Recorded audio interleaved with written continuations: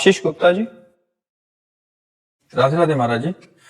महाराज जी, आप कह रहे हैं कि मैं नाम जब सेवा सत्संग वृंदावन वास भी करने आता हूँ महीने में एक आधी बार। महाराज जी, पर मेरा व्यापार ऐसा, तो मुझे गाली देकर ही बात करने की आदत है। ये ऐसा व्यापार तो हमने आज तक नहीं सुना। भाई कौन सा व्यापार है जिसमें गाली देना होता, हमको भी जानकारी हो जाए। गत्ते के डब्बों का व्यापार है महाराज जी। गत्ते के डब्बों का? तो लेबर वाले मतलब प्यार से महाराज जी बोलते हो, 10 बारी में काम नहीं सुनेंगे, फिर उसी लैंग्वेज में बात करनी पड़ती है। वैसे गाली न दे तो अच्छा है, क्यों जबान गंदी करे यार। हम डांट के भी तो कह सकते हैं, कि सम्मान पूर्वक कह सकते हैं कि आप ऐसा क्यों नहीं करते हो। जरूरी गाली दे, उससे कोशिश करो गाली देना बंद करो। जबान क्यों गंदी करते हो? इससे मुझे भगवत प्राप्ति में बाधा होगी। हाँ बिल्कुल बाधा हो जाएगी। आप कठोर वचन बोलते हैं, जबकि वाणी के लिए कहा गया है मृदु, हितकर और सत्य।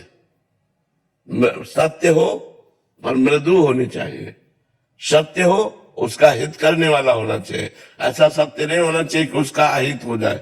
ऐसा सत्य नहीं होना चाहिए कि कठोर बोल दो। सत्य, मृदु और हितकर वाणी। वाणी एक अमोल है, जो कोई बोले जान, ही तराजू तौल के तब मुख बाहर आने। बहन बेटी की गालियां देते रहते, जबान गंदी करते रहते हैं, फायदा क्या हुआ। हम कठोर शासन कर सकते हैं। अगर हमको अपनी लेबर से काम कराना है तो गाली दे के थोड़ी काम कराना है। कठोर शब्दों से भी बोल सकते हैं, निकाल सकते हैं, लेकिन गाली क्यों दे। गाली देने का अभ्यास बहुत गलत है। प्रायः लोग गाली दे देते हैं, नहीं देना चाहिए। गाली को रोकना चाहिए। जबान गंदी क्यों करें हम, तो बहुत गंदी बात होती है और बहुत निकृष्ट बात होती है, और ये छोड़ देना चाहिए। कोशिश करो। आप और कठोर शब्दों का प्रयोग कर सकते हो, लेकिन गाली देने की जरूरत नहीं है। आपको लगे तो निकाल सकते हो उसको, लेकिन जरूरी नहीं कि आप गालियां देकर ही अपनी जबान को, अपने स्वभाव को बिगाड़े। ऐसा ना करें। महाराज जी, आपको सुनने वाले बहुत सारे जने हैं महाराज जी। कॉलेज और स्कूल के स्टूडेंट्स भी महाराज जी, आजकल ट्रेंड चल गया है गाली देके ही बात करने का। और बहुत गंदी बात है, बहुत गंदी बात है। विद्यार्थी का तो एक तपस्वी जीवन होता है। आज विद्यार्थी विलासिता में जा रहे हैं, गंदी बातों में जा रहे हैं। विद्यार्थी का जीवन तो एक तपस्वी जीवन होता है। वो हर अपनी इंद्रियों को कंट्रोल में करके विद्या अध्ययन करके उच्च स्थानों पर प्राप्त करता है। जो विद्यार्थी हस्तमैथुन करता है, जो विद्यार्थी गर्लफ्रेंड आदि बना करके बॉयफ्रेंड बना करके व्यभिचार करता है, जो विद्यार्थी नशा करता है, जो विद्यार्थी गंदी बातें बोलता है, वो विद्यार्थी नहीं, वो तो भ्रष्ट आचरण वाला बच्चा है। वो दंडनीय मार्ग में जा रहा है। वो उन्नतिशील कभी नहीं हो सकता। अगर किसी घूस आदि देकर उच्च पदों पर बैठा भी तो हमारे समाज का शोषण करेगा, वो समाज का हित नहीं कर सकता। जिसकी मानसिकता इंद्रियों की विलासिता में गिर गई है, वो भ्रष्ट आचरण वाला, वो भ्रष्ट अधिकारी होगा, ना कि वो उत्तम अधिकारी बनकर हमारे समाज की सेवा करे। तो ये जो बच्चों की गंदी बातें हैं, आपस में गालियां देना, गंदी बातें करना, गंदे मजाके करना, ये सब नहीं करना चाहिए। इससे हमारा स्वभाव बिगड़ता है, इससे हमारी बहुत हानि हो जाती है। मनोरंजन में हम नीचे पतित होते चले जा रहे हैं। ऐसा मनोरंजन नहीं करना चाहिए। मन को सही बोलना चाहिए।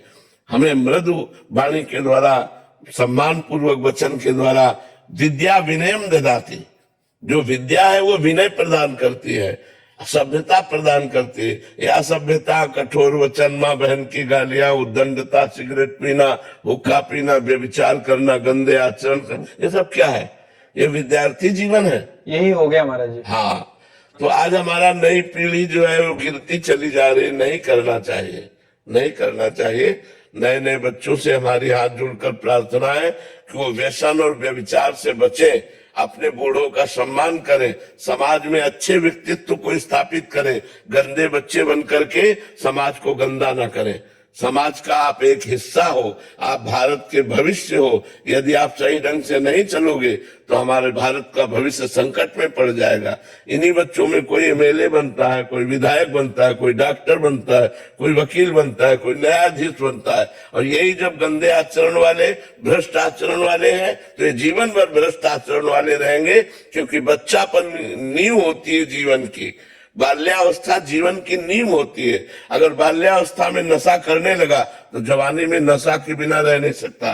बाल्यावस्था में व्यभिचार किया तो जवानी में व्यभिचार के बिना नहीं रह सकता। संयम से रहना चाहिए। ये अवस्था एक संत की अवस्था है, बाल्यावस्था एक तपस्वी की अवस्था है। इसीलिए गुरुकुलों में भेजा जाता था कि वहां से परिपक्व होकर फिर गृहस्थ धर्म में आवे। अब गुरुकुल वाली तो बात ज्यादा रह नहीं गई, अब तो आधुनिक विद्यालय रह गए हैं जिनमें आधुनिकता ही आधुनिकता है, अध्यात्म है ही नहीं।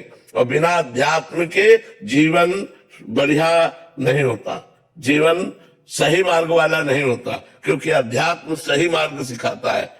आधुनिकता की पढ़ाई चल रही है, अध्यात्म नहीं है तो ब्रह्मचर्य नहीं है, पवित्रता नहीं है, व्यसन रहित जीवन नहीं, विनय नहीं है, गंभीरता नहीं है, सहनशीलता नहीं।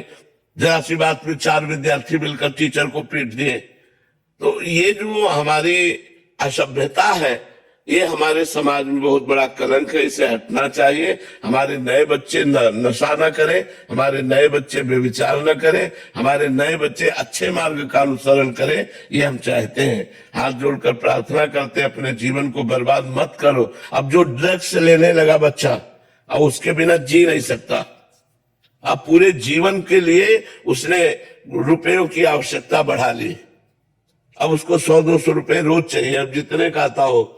जैसे धीरे धीरे डोज बढ़ते जाते हैं।